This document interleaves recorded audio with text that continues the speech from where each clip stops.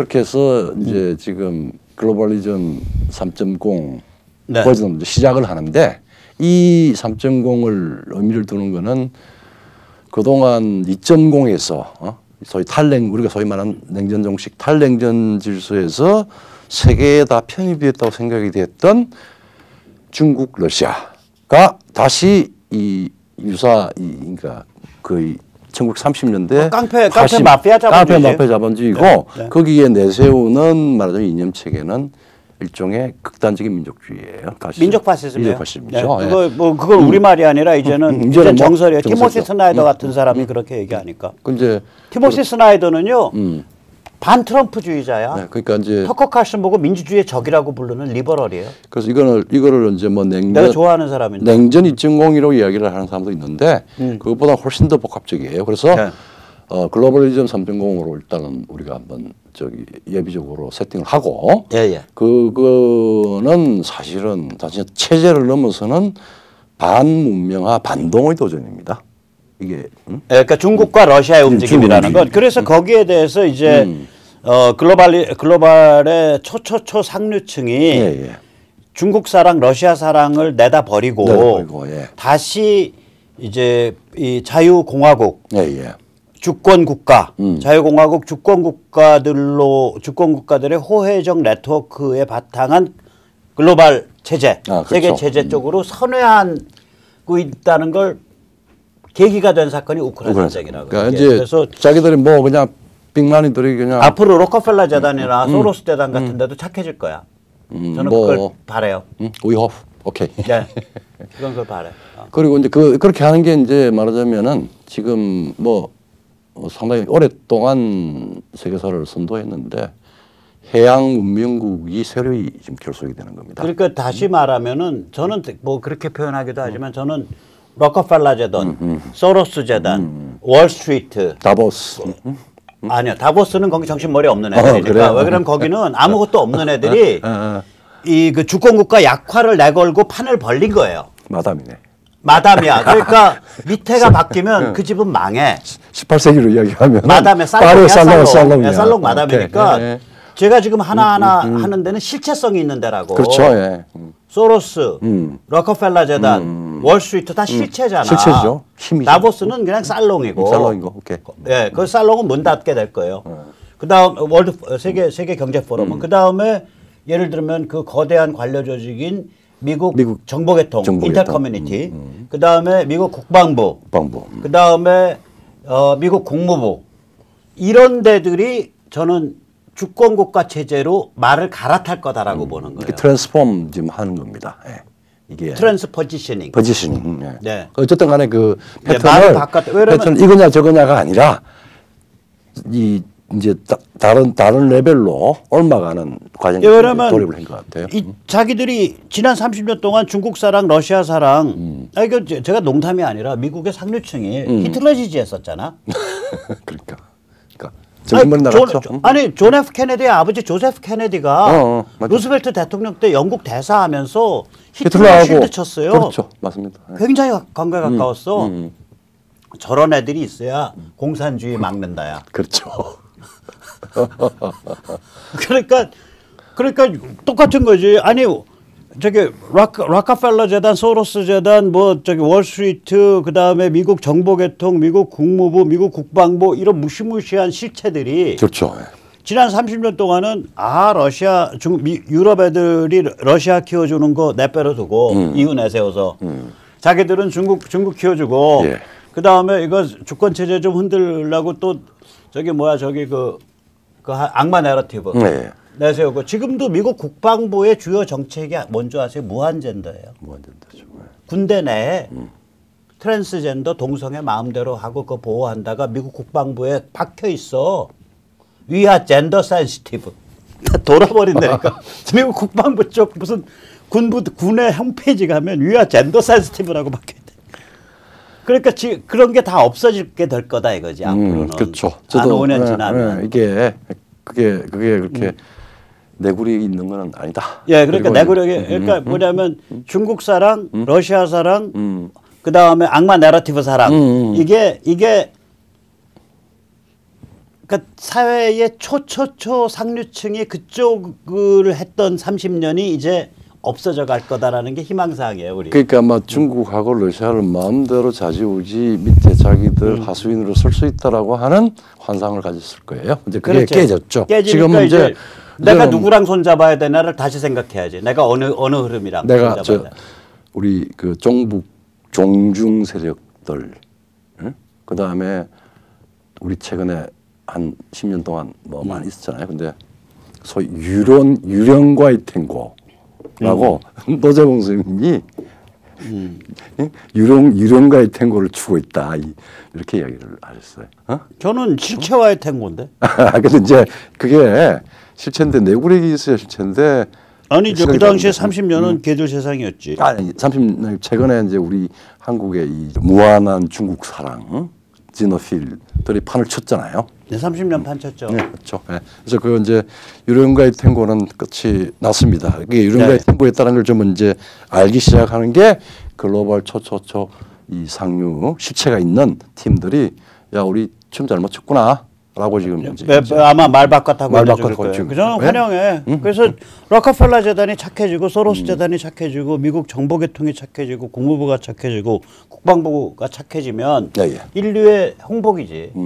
너 옛날에 타락했었으니까 너희 다 잡아 죽여야 돼. 아 그런 초초 상류층을 누가 잡아 죽이냐고. 사실은 이제 내가 오늘 내가 열심히 백모 백모 증거를 하나 할게요.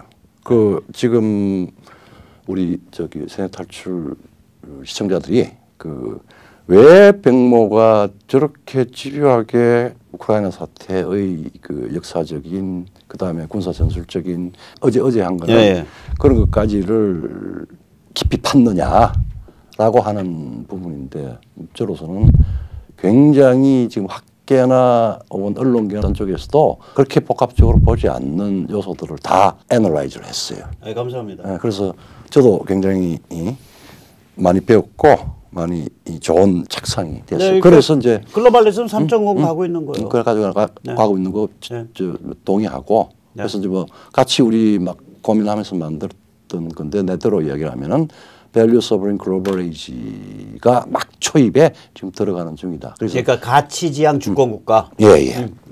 가치지향 주권국가들을 그걸 모듈로 삼은 세계 체제. 그렇죠. 그쪽으로 옮겨가고 있는 거고 좀 더 말하게 대담하게 얘기를 한다면은 글로벌 슈퍼 엘리트들이거든요. 그렇죠. 글로벌 슈퍼 엘리트들이 앞으로 중국 사랑 내다 버렸고 지금 확실한 건 러시아 사랑은 다 내다 버렸어요. 그 다음에 내다 버릴 건 중국 사랑이야. 그렇죠. 그 다음에 내다 버릴 거는 뭐냐? 악마 내러티브예요. 그렇죠. 그럼 셋을 내다 버리면 얘들이 뭐가 되냐? 얘들이 아까 말씀드린 대로 이 자유공화국들로 이루어진 가치지향 주권, 가치 기반 주권 자유공화국들로 이루어진 세계 시스템 쪽으로 말을 바꿔탈 거다. 그렇죠. 지금 이미 바꿔타기 시작했다. 지금 뭐 우리가 굉장히 남들은 생뚱맞다고 이야기하는 개미소관 뭐 이런 것들이 아마 작동하고 있는 거죠. 맨 밑바닥에서 작동하고 있는 거예요. 아마 지금 미국에는 그런 이야기들이 별로 안 나오는데 우리 백모 대표께서 굉장히 그 문명을 관통하는 중요한 요소를 사실 제기를 해놓은 겁니다.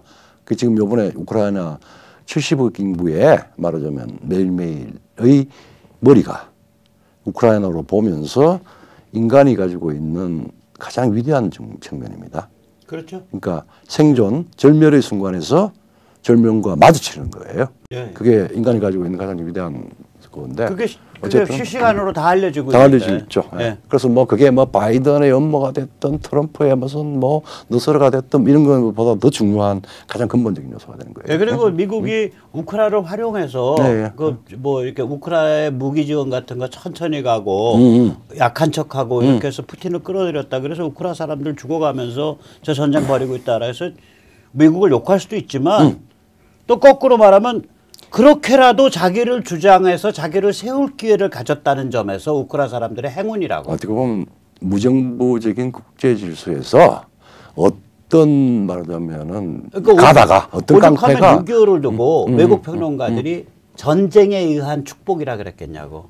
죽음에 의한 축복, 전쟁에 의한 축복이거든. 희생에 의한 축복. 파괴를 통한 창조, 뭐 등등등 뭐 이런 식으로 해서. 그거보다도. 하여튼 뭐 정신적으로 이야기하면 아까 아주 재밌는 이야기를 했잖아요. 아니요, 그거보다도 이제 어떤 종류의 비전, 어떤 종류의 세계관, 이거를 둘러싸고 하나의 민족이 자기의 생사를 결정짓는 저울에 올라서서 거기서 밀리지 않는 투쟁을 할 수 있는 세계적 지원을 받을 수 있다. 그다음에 그 점에서 축복이에요. 축복이죠. 그 대가는 뭐냐면 그 저울에 올라서는 대가가 그 지원받는 대가가 그 지원은 근데 너희가 상당히 희생보고 죽어갈 정도로 천천히 주어질 거야. 그죠. 그게 대가인 거지. 여러분 그래야 답이 익으니까. 지금 이 순간에도 지속이 되고 지금까지 수만 명이 이제 희생이 되고 여기 거의 1,000만에 가까운 이재민이 생긴 우크라이나의 지금 희생 그게 새로운 질서에 대한 중요한 아마 값 있는 희생이 되기를 제가 또 희망도 하고. 그 뭐 희망하실 것도 없어 사실이야. 그런 거죠. 그걸 지금 70억이 보고 있단 말이에요. 자 이런 상태에서 이제 저게 천시지. 천시라는 거는 우리가 컨트롤 못하는 환경이죠. 그렇죠.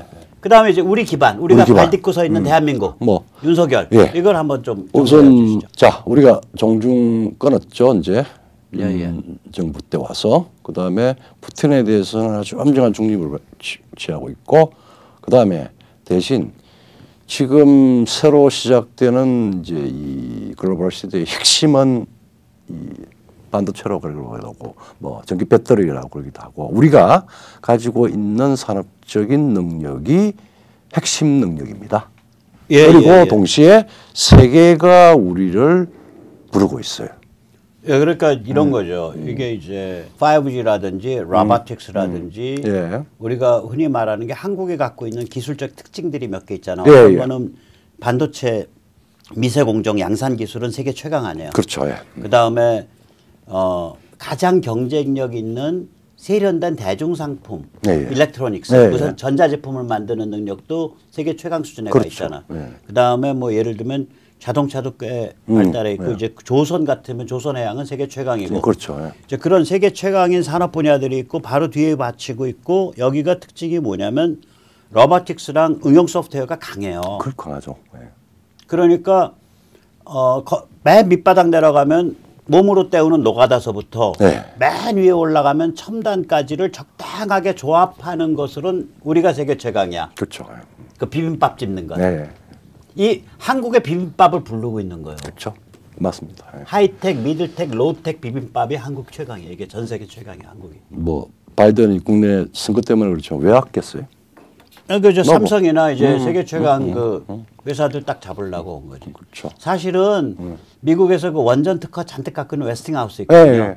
웨스팅하우스를 두산중공업이 먹었으면 우리가 원전도 이제 지금도 세계 최강이지만 더 세계 최강이다.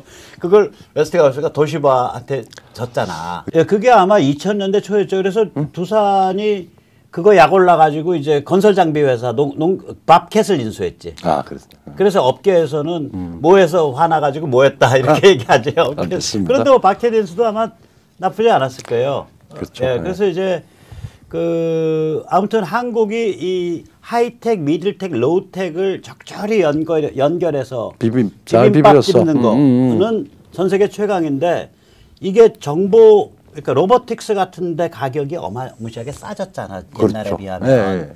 그래서 공장 자동화, 지금 하이텍 같은 게 굉장히 싸지고 있다고 일반화되고. 그러니까 이 비빔밥 짓는 거 이 능력을 전 세계가 다 부르고 있어 이제. 중국 깨지면서. 그렇죠. 그러니까 이런 와중에 이재명이 대통령 됐었으면 작살난 거죠. 작살난 거죠. 변화가 재앙이니까. 자, 그런 이제 세계사가 문명적인 전환을 하는 천시까지 되면은 우리가 선도국가 될 수 있는 이제 우리가 지리가 있는 겁니다. 그렇죠. 두 번째가 이제 대한민국이라고 하는 지리를 어떻게 판단하고 그러니까 기회로 만들 것인가의 문제에 이제. 그러면 이제 사람이죠. 인이죠. 그래서 그게 천지인이죠. 천지인이죠. 자, 그래서 이제 사람 중에 제일 이제 유명한 사람 윤석열에 대해서 좀 얘기를 해보시죠. 윤석열 리더십에 대해서.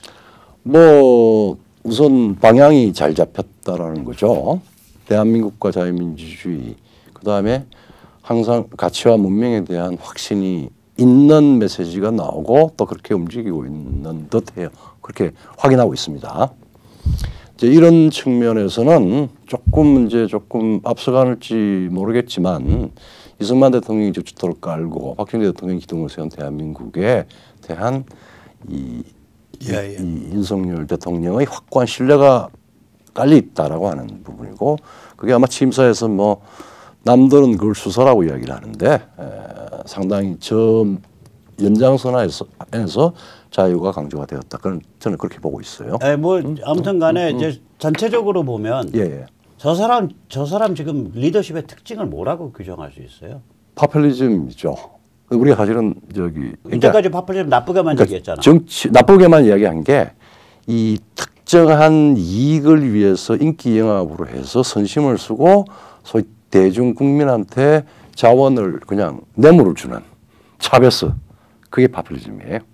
그러니까 뇌물을 준다고 주장하고 굶겨 죽이지. 굶겨 죽이고 자기들끼리 소수가 해쳐먹고. 그러니까 이거 뭐냐면 나쁜 파퓰리즘은 거짓말로 선동시켜놓고 지가 챙기는 게 나쁜 파퓰리즘이고, 그렇죠. 좋은 파퓰리즘은 비전을 주고 비전을 실현하는 파퓰리즘이에요. 그리고 뭐 어떻게 보면은 이제 정치의 궁극적인 정치가 존재하는 이유가 뭐냐? 그게 궁극적인 목적. 그게 동서양 체제와 관계없이 기본적으로 폴리티컬 리더는 구성원의 복지와 안전 확보예요.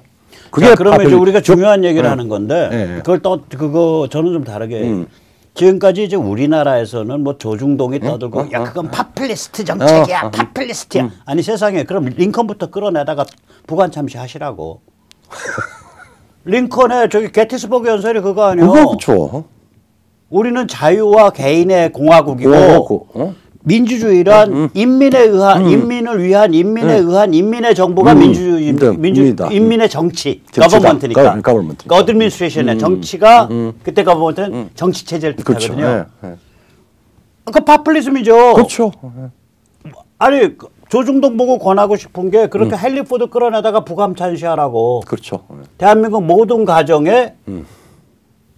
모든 가정에 자동차를 보급하겠다. 국가가 존재하고 정치가 작동하는 이유입니다. 그게. 파퓰리스트를 요구를 하면은 우남 이승만을 끌어내다가 북함 참시해야 돼요. 여기 이때까지 한 번도 경험하지 못한 자유공화국을 모든 국민이 주인이 되는 자유공화국을 만든 파퓰리스트예요, 그거. 그거 파퓰리즘이죠. 파퓰리스트죠. 네. 그다음에 그야말로 물조차도 가서 물찌개에 져서 갖고 먹어온 하루 세 끼 먹기 힘든 가난 속에서 잘 살아보세요. 그것도 파퓰리즘이죠. 그렇죠. 네. 근데 이 파퓰리즘의 특징이 뭐냐? 자기들이 표방한 그 꿈을 실현했다고요. 그러니까. 근데 문재인의 파퓰리즘은 실현된 게 하나도 없어. 사기치고 자기들끼리 원정 공격하고 나라는 거덜내고 자기들끼리 태양광 깐다고 다 헤쳐먹었잖아. 모든 제도는 마비시켰고 그 다음에 이상한 그러니까, 망상적 반헌법적인 요소 선동을 해서 삶을 파괴하고 빈곤하게 만들고 그 과정에서 자기들은 헤쳐먹고 이게 나쁜 파퓰리즘이지. 그렇죠. 예. 그러니까 이거는 좋은 파퓰리즘, 나쁜 파퓰리즘의 싸움이에요, 그냥. 그렇죠. 정치는 그렇습니다. 민주주의라는 건. 예. 혹은 현대 문명이라는 건. 더 근본적으로 얘기하면 정치라는 거는.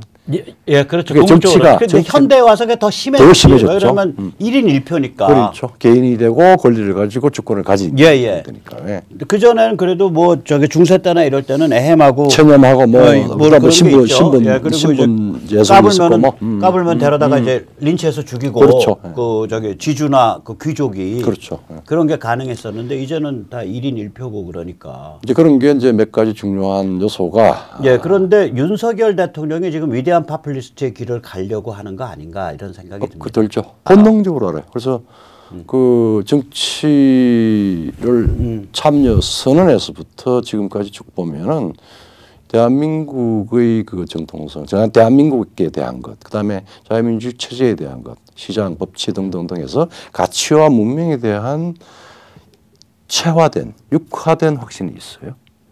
본인이. 저는 뭐 그거 이따가 좀 얘기했지만 좀 왔다 갔다 해. 그러면 그러니까 체화되고 육화돼 있다는 거 인정은 하는데 과연 어느 정도까지 심오하게 아니냐는 모르겠어요. 그건 다음 문제. 그건 다음 문제인데 그런 뭐 체화 육화를 다 떠나서 그냥 정치 공학으로만 따졌을 때 우리가 얘기를 그때 했지만 왕궁의 뒤편에 있던 청와대를 시정 잡배 공간인 용산으로 끌어냈다. 그렇죠. 이거 파퓰리스트거든. 우리가 그때 얘기했죠. 이거 파퓰리스트다. 작지만 강한 파퓰리스트 천도고 파퓰리스트. 이거 우리가 그때 미국 민주주의 문화의 정치 문화의 획을 그은 앤드루 잭슨에 비교를 했잖아요. 그렇죠. 그러니까 이제 시정 속으로 그 19세기 초 딱 100년 전 200년 전 사람입니다. 그러니까 19세기 초 앤드루 잭슨 그리고 7대 대통령. 이제 그런 상징도 있지만 그러니까 그다음에 용산에 가서도 뭐 2,000원인가 3,000원짜리 김밥에 국수 먹고 그다음에 그 주말에 그 와서 싸구려 뭐 신발. 제 신발이 윤석열 대통령 신발보다 훨씬 좋습니다. 제가 신는 신발 한번 보여드리겠습니다. 이거 무려 20만 원 가까운 약간 운동화 같이 보이는 이러니까 후르츠초프다. 후르츠초프가 이거 들고서 유엔 이거 치지 않았나? 미국 유투 정찰기 떨어뜨린 다음에 부시는 저기 뭐야 아들 부시는 제 신발에 가서 신발 맞았죠. 제 신발이 윤 대통령 신발보다 4배 비싸요. 그 한 5만 원짜리 샀더라고. 그 다음에 어디야 저기 뭐 자갈치 시장 가고. 그러니까 이런 게 다 그 파퓰리스트적인 거거든요. 그렇죠. 네. 같이 호흡하고 같이 그거 하겠다는 거예요. 이게 이제 말하자면은 위대한 독급을 이야기하는 모든 잘 모르지만 조건의 평등이 현직 대통령이 국방부 가서 현관 러비에서 잠바떼게 주워 입고 내가 뚱뚱해서 잘 안 맞아서 이태원 가서 뚱뚱한 사람 옷 사 입는데 이거 잘 맞네요. 감사합니다. 잠바 잘 입었습니다. 그리고 같이 그 장병들이랑 사진 찍은 적 있나? 나 없는 것 같은데. 국방부에서는 없었어요. 국방부에서는 없었어요.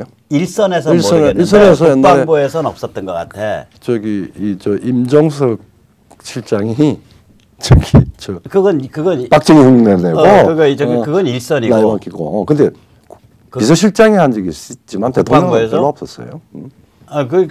그런 것들이 그리고 이번에 자갈치 뭐. 그러니까 그 코드를 아는 거야. 파퓰리스트 코드를 알아 저 사람이.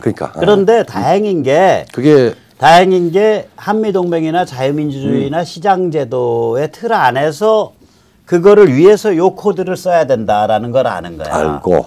그다음에 그게 부자연스럽지 않고 자기가 아주 적극적으로 찾아서 하는 게. 아예 안 부자연스럽죠. 여러분 저 천연덕스럽다니까. 내가 그랬잖아요. 저 서울대 그냥 나와서 서울법대면 좀 반대했어요. 근데 어떻게 사실을 서울법대가 구술을 하냐고. 그것도 기적이야.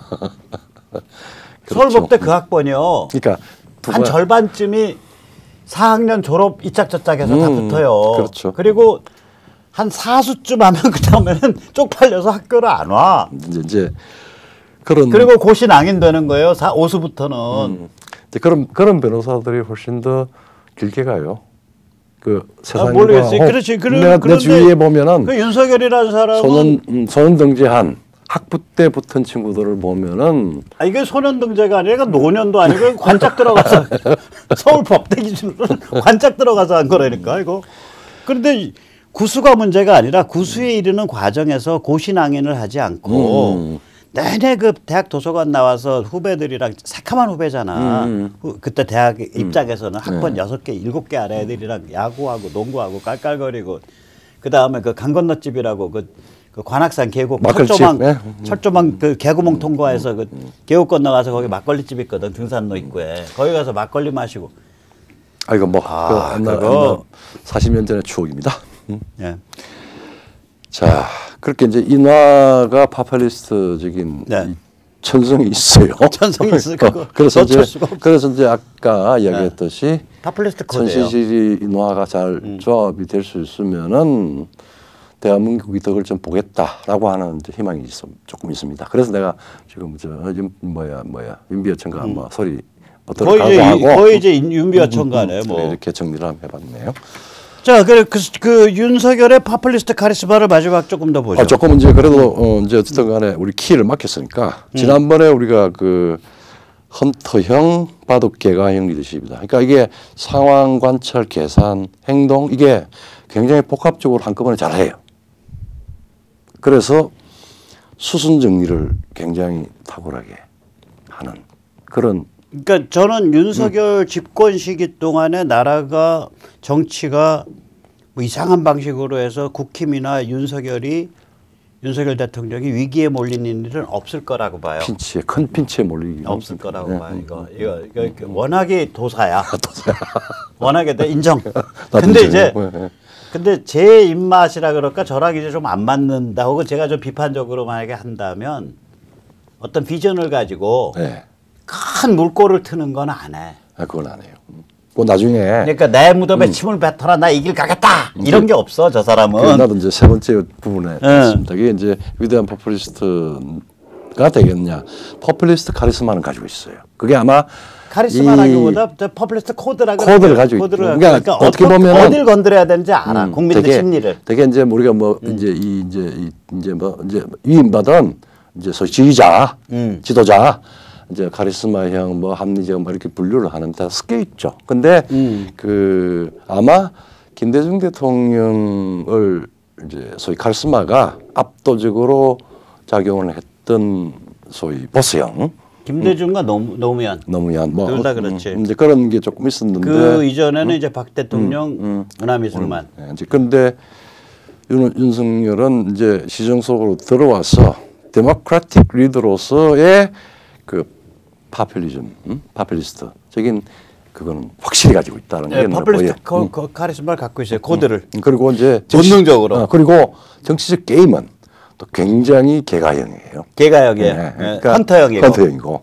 그래서 아주 그 나라가 그러니까 선지자적인 게 아니고. 그러니까 내 몸 깨져도 좋다. 그래 내가 죽은 다음에 내 무덤에 침부터 난 내일 해야겠다. 박정희 대통령은 그거잖아. 그렇죠. 근데 여기는 이제 보면은 이제 이 상황 분석, 관찰, 계산, 행동 이걸 해서 그 리스크를 분산시키고 혹은 기회를 아무도 모를 때 툭툭 던지고 하는 그런 수순 정리 바로.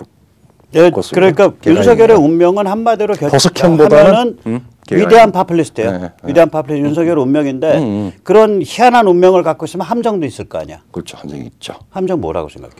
함정이 내가 비전 제시나 국민 열정 이런 것들을 진작하는 데는 특히 이 비전 선도형 리더는 아니에요. 근데 이걸 무슨 이야기냐면 아니 그거는 이제 한계 내지 약점이고 근데 그 말고 함정은 뭐냐면은 이 지금 천시질이 지금까지 인화인데 자기의 아주 성숙되고 발효되고 아주 농익은 관점이나 이런 것들을 쌓아 나가야 돼요. 근데 그게 지금 거기에 대해서는 퀘션이야. 네, 지금 무슨 문제냐면 저는 이제 윤석열의 함정, 윤석열 대통령의 함정은 뭐라고 보냐면 또 이제 우리 뭐 거의 같은 생각일 거예요.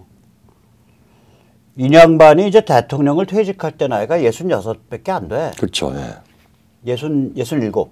지금 61인가 62 아니에요? 63이죠. 우리 한국 나이로. 아니. 만 나이로. 만 나이 62. 그러면 67에 퇴직이야. 66 채우고 퇴직이에요. 2, 3, 4, 5, 6 그렇잖아. 67에 퇴직 대통령 처음일걸? 그러면 이게 이제 건강이 좋아서 20년을 사회적으로 적극적 역할을 해요. 예. 그러면 앞으로 5년 동안 공력이 엄청나게 쌓여있지 않으면 자기가 재임시에 했던 그 물꼬를 튼 이 흐름을 가로막는 걸림돌이 돼. 그렇죠. 그게 윤석열의 함정이에요. 그러니까 뭐냐면 포스트 윤 시대의 걸림돌이 될 가능성이 있다고. 그러니까 자기 공력을 굉장히 깊게 내려가야 돼. 그러니까 우리 육공화국이 성립이 되고 난 뒤에 대개는 전부 말하자면 친인척이나 혹은 뭐 좀 세력이나 이런 쪽에 의해서 굉장히 불운한, 굉장히 비극적인 혹은 그 상황이 있었는데 윤석열은 포스트 윤석열은 지금 윤석열 포스트 윤 시대의 윤석열. 윤석열은 퇴임의 윤석열. 윤석열은 윤석열 자신이 문제예요 지금. 아니요 그게 아니라 무슨 뭐 저기 처벌받을 거다 뭐 정치 그 무슨 보복당할 거다 이런 얘기가 전혀 아니고. 아니고. 자, 그 제 얘기는 무슨 말씀이냐면 이거죠. 지금 윤 대통령이 굉장히 위대한 파퓰리스트로 잘할 수 있다고 지금 상황이 너무 좋아. 기대를 한번 걸어보죠. 예, 잘할 수 있어요. 그러면 예. 잘하면은 그때 가서 그때는 앞으로 5년 후에 정치 문화는 완전히 바뀔 수 있어요. 그렇죠. 예. 그때 윤석열 퇴임 후에 윤석열은 나이가 너무 젊어서 그걸 리드하는 리더가 되든지 아니면 걸림돌이 되든지 둘 중에 하나밖에 안 되니까 나이가 80이면은 어느 경우든 상관이 없어. 그치. 나이가 67이야 만으로. 그래서 그런 위험이 있다는 걸 지금 인지는 하고 있어야 됩니다. 인지가 문제가 아니라 지금부터 내공을 엄청 강화해야죠. 그렇죠. 정치 철학적 통찰이나 세계사나 이런 내공을 어마무시하게 그냥 대통령의 업무로서의 내공뿐만이 아니라 그러니까 뭐 지성주의냐 반지성주의 그 말이 안 되는 단어잖아. 솔직히 말하면 아유 그게 아무것도 모르는 사람이 쓰는 단어지. 하여튼 그 부분은 아무도 지금 뭐 야야 나 지금 정상화하고 제대로 대한민국 정상화하면 하면 됐지라고 이야기를 하는데 지금 이 내외부가 겹쳐서 위대한 파퓰리스트로 대한민국이 대성공 거둘 수가 있다고. 대성공을 할 수 있는 소지가 자, 근데 있습니다. 대성공하고 나서 퇴임을 했어. 네. 근데 너무 젊어. 자, 거기까지. 건강은 넘치고. 문제만 던져 놓읍시다 우리가. 아니요 그게 아니라 답은, 아니 너무 젊어요. 나는 그렇게 생각 안 해. 그러면 그리고 그때는 이미 국민 수준이나 한국 정치 문화의 수준이 확 올라와 있어요. 그 너무 젊기 때문에 어떤 식이든지 리더십을 해야 돼. 근데 이게 똥차가 되냐 앞을 가로먹는 그때도 여전히 앞에서 달려주는 선도차가 될 거냐 제하에서 네. 나는 후자를 바라는 거죠. 왜 그러면 전직 대통령이 선도차를 칸보이를 20년을 해주면 대한민국 그냥 간다고. 그렇죠. 자기 정파 안 꾸미고 네. 정신적 칸보이를. 그렇죠. 깃발의 칸보이를. 그렇죠. 그러니까 칸보이라 그러잖아. 앞에서 쫙 끌어주는 거. 그 저기 뭐야 백모가 하려고 하는 거 있잖아요. 뭐요? 한반도 남북. 그런 문제뿐만이 아니라 무슨 어떤 프로젝트를 얘기하는 게 아니에요. 프로젝트를 얘기하는 게 아니라 예를 들어서 퇴임 대통령이 한마디 한마디 할 때마다 이게 움찔움찔하는 그런 파워를 갖게 될 거예요. 자기 계파 하나도 안 만들어도 정파 하나도 안 만들어도 그런데 그러면 같은 말을 하더라도 좀 빛나는 한 수를 하면 칸보이가 제대로 작동하잖아. 이거야말로 윤비어천가인데 정말 그 어려운. 아니 난 윤비어천가가 아니야. 윤비어천가가 아니라 남들이 그걸 걱정하는 거야. 그러니까 남들이 착안하자고 지금 생각도 안 하고 있는 문제를 지금 제기한 겁니다. 그리고 저 사람 성격에 정파 안 만들어요. 예. 계파 만들어봐야 감옥 간다는 거 알아. 맞아. 그러니까 그냥 나는 어차피 대통령이니까 정당과 한 발 떠 있잖아. 정당에 내가 표 많이 벌어서 갖다 부어줄게. 그리고 그 생태계 만들 테니까 니들끼리 치고받아서 뭐 시스템 만들어 봐. 이거거든 지금. 그건 맞아요. 방식이. 예. 그러니까 저 사람 감옥 갈 일 없어. 너무 도사야. 나는 감옥 간다 정치 보복 당한다가 아니야. 그 문제가 뭐냐. 엄청난 5년 동안에 엄청난 업적을 이루고 건강이 50대와 같은 젊은 퇴임 대통령이 하나 생긴 거야. 그럼 문제 제기만 해도 지금 위대한 문제 제기입니다. 그러니까 이거는 굉장히 중요한 문제예요. 그러니까 내공이 깊으면 이제 우리가 관측을 해야 돼요. 내공이 깊으면 한국인의 홍복이고. 네, 홍복이고. 내공이 그때도 약해서 지성주의, 반지성주의 이런 소리나 하고 있으면 저건 뭔 소리야 이렇게 되는 거고. 그렇죠.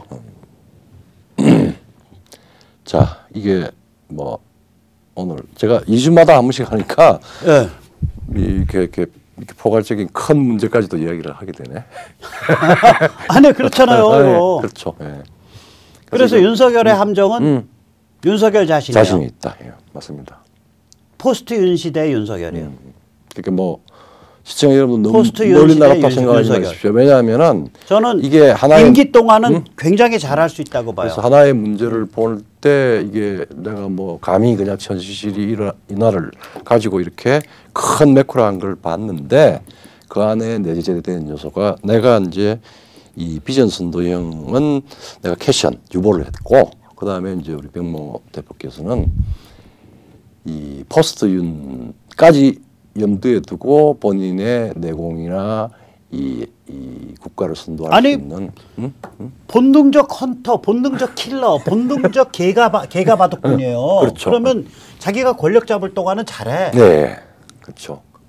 근데 퇴임할 때 나이가 80이면 좋겠는데 퇴임할 때 나이가 생물학적 나이가 67이고 만으로. 우리 저 윤 대통령은 생물학적 나이가 주위에 있는 50대고 분이나 잘 한번 저기 50 화두로서 생물학적 나이가 50대고 들어야 될 사람입니다. 주민등록 나이가 67이야. 근데 이게 이제 그럼 최소 20년 작동해요. 이건 이제 본인의 이 결단 혹은 각성이 아니면 안 되는 부분인데 좋은 아주 큰 문제 지금 제기 하나 해놨습니다. 던져놨습니다. 아주 롱샷 했네요. 롱샷이 아니죠. 아니 우리 나이쯤 되면 자기의 그 관짝 들어갈 때까지의 어떤 인생을 나도 이제 설계하기 시작하거든요. 그렇죠. 네. 내가 관짝 들어갈 때까지 암만 걸리면 한 20년, 25년은 설계를 해놔야겠다. 그 다음은 뭐 기저귀 차고 다닐 정도, 이거 실금 많이 하고 다닐 정도니까 설계할 필요 없지만 그러면 윤 대통령이야말로 그거 설계 많이 하셔야 된다고. 오케이. 그리고 그거를 뒷받침할 수 있는 철학적 공력을 많이 쌓아야 돼요. 근데 직업 자체가 지금 직장이 대통령실이잖아. 예, 예. 직장 자체에서 얻는 게 많아요. 경험이 많고. 네, 네. 그런데 거기에 몇 가지의 그런 철학적 공력까지 쌓이면은 네. 한 20년 캄보이 잘 달릴 수 있지. 오케이. 아주 한번 기대해 봅시다. 그럼. 네. 네. 한국인을 위한 20년 캄보이 차량 좀 몰아보셔 한번. 그 준비 좀 하셔. 그 엔진 좀 잘 만들고 그래서. 아이 그 창피하게 무슨 이상한 용어 쓸 정도의 그런 공력은 얼른 떨쳐버리고. 예, 예. 예, 여기까지 모시겠습니다. 예, 감사합니다. 감사합니다.